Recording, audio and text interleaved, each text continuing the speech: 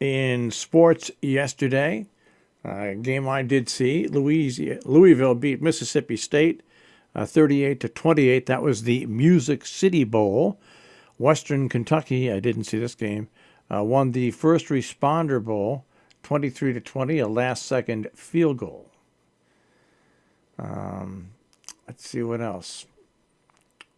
Let's see what else happened. Oh, yeah, that's right. The Giants fired Pat Schumer after a disappointing season.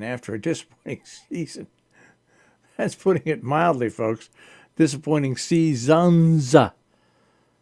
They've got to get it right this time because you can't keep hiring and firing coaches. I think the Giants have had, let's see, Pat Schumer. You had the guy in the middle. And then you had Coughlin. But after Coughlin went, you had the interim coach. So I think they've had 4 coaches in 5 years. Or 6 years, something like that. They have to stop it. They just have to stop it. And get back to the franchise. Now they're almost a franchise like they were with the 25 years of lousy football. They're almost back to that again when George Young came in and made the Giants once again the mainstay of the NFL. The GM makes all the difference in the world. A really, really, really good GM. So, all right. With that being said, other than Pat Schumer losing his job and of course the Giants kept their general manager. I think it's for the time being. I don't know. But anyways, so it looks like the Washington Redskins are going to be hiring Ron Rivera. They might announce that. Let's see here. There's no official word on all these things. But the Panthers were 5-11.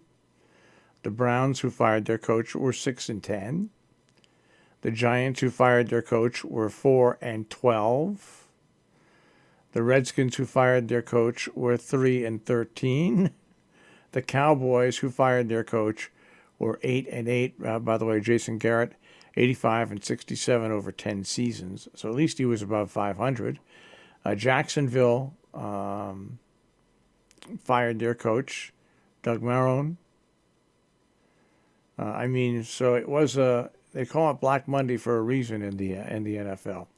And the reason is what? Well, the reason is because that's when the coaches get fired. Except Cleveland, they didn't wait. They just went out and did what they had to do and fired their coach right after the Cleveland game. Okay, well, we have more sports news, and the one I want to pass along to you is a great story that all Connecticut fans will like.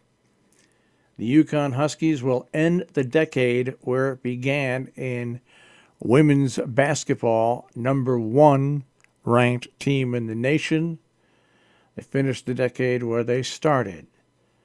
They had 19 first-place votes, beating number 2 Oregon and number 3 Oregon State, who each got 5 first-place votes. South Carolina and Stanford round out the top 5. So that's the way it stands.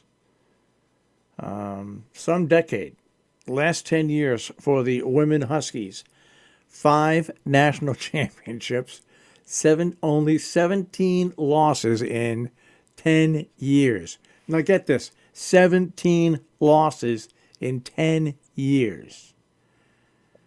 And all 194 weeks, they were ranked in the top 5.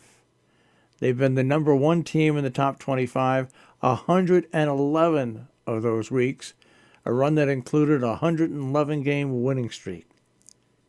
Those are unbelievable stats.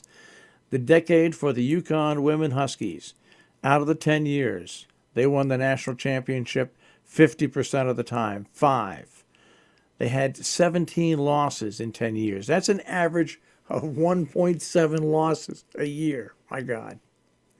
For 10 years.